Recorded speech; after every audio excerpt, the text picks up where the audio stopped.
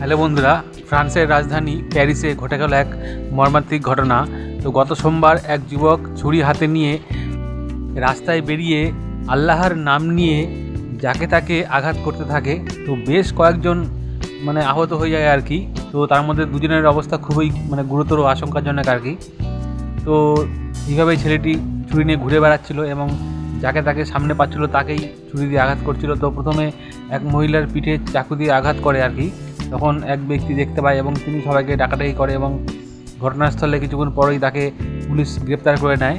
তো গ্রেপ্তার করার পর তো তাকে কিছু জিজ্ঞাসা করার আগেই সে নিজে থেকেই বলতে থাকে যে এটি আল্লাহর হুকুমে সে করেছে এবং আল্লাহর আদেশেই এটা তিনি করেছে। তো এখন পুলিশ তদন্ত হবে, এখনও পুরো সত্যিটা সামনে আসেনি। তবে সে প্রায় চিল্লাচ্ছে আর বলছে যে আল্লাহর হুকুমে সে এটা করেছে। তো আমার মনে হয় ছেলেটা মানসিকভাবে কোনো প্রবলেমের মধ্যে রয়েছে আর কি, মানসিক রোগী যাকে বলে সেরকম কোনো অবস্থার মধ্যে রয়েছে। তো এই ছিল খবর বন্ধুরা। ভিডিওটা ভালো লাগলে লাইক ও সাবস্ক্রাইব করে দিও। দেখা হবে পরে কোনো ভিডিওতে।